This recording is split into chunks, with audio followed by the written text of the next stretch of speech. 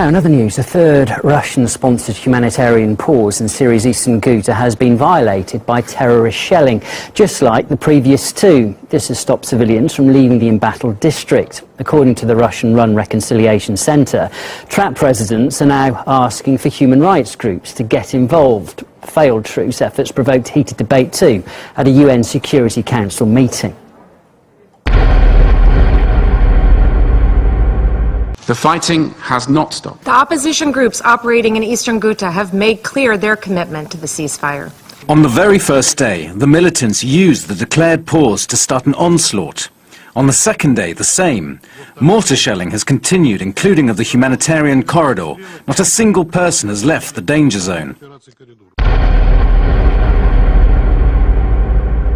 There were reports that the Assad regime once again used chlorine gas as a weapon. I'm tired of asking this, but do you understand how pointless it would be for Damascus to use chemical weapons, both from a military and a political standpoint? Whereas for the militants, it would make perfect sense. I think you understand this perfectly well, but you persistently look for a pretext for an armed intervention. Russia does not get to unilaterally rewrite the terms of the resolution. If Russia is able to deliver a 5-hour pause, let it deliver a 24-hour one. Our Western partners are portraying the situation as if the resolution applies only to Damascus and to Russia, as if it all depends almost exclusively on the will of our country. May I ask you what you have done to implement the resolution? Have any of you lifted a finger? Have you used your influence on those who you consider the moderate opposition? Have you persuaded them to lay down their weapons and release hostages? There have been a large number of efforts to protect civilians in the area. Russia carries out a 5-hour humanitarian pause on a daily basis in the hopes of protecting civilians and allowing them to get out through the humanitarian corridor. Furthermore, the UN Security Council has passed a resolution calling for a 30-day ceasefire. Now, a letter was sent to the UN Security Council by some of the opposition and rebel groups saying that they would honor this UN resolution. However, at this point, over 300 civilians have been prevented from leaving due to the attacks they've experienced as they try to escape. Now, the Russian representative pointed out that these kind of humanitarian concerns and outrage were not being raised while the liberation of Raqqa was taking place. Where were you when the US coalition were leaving Raqqa? Where was your outcry? It's been months since the terrorists were forced out of the city, and it's still unfit for life.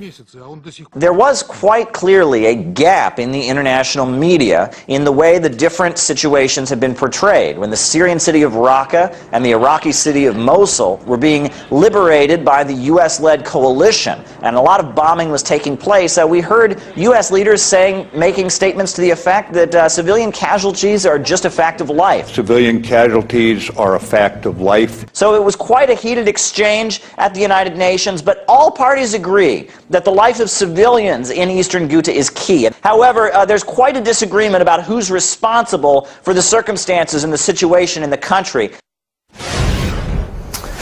Facebook has not found any additional signs that Russia-linked accounts interfered in the UK's Brexit vote after a renewed effort to unearth some proof.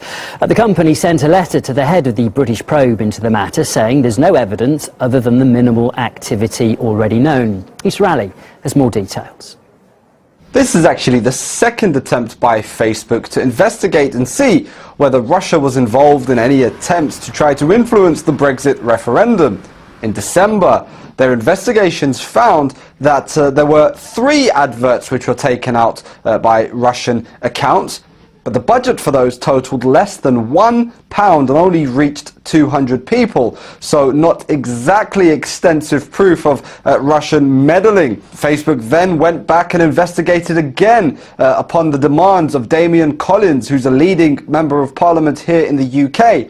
And that's where that letter comes from, again saying that there has been no additional evidence of any Russian interference in the Brexit referendum. Now, Mr. Collins travelled to the US to try to grill the officials from a number of leading tech companies. And again, the message was clear that Russia hasn't been interfering in the democratic processes there.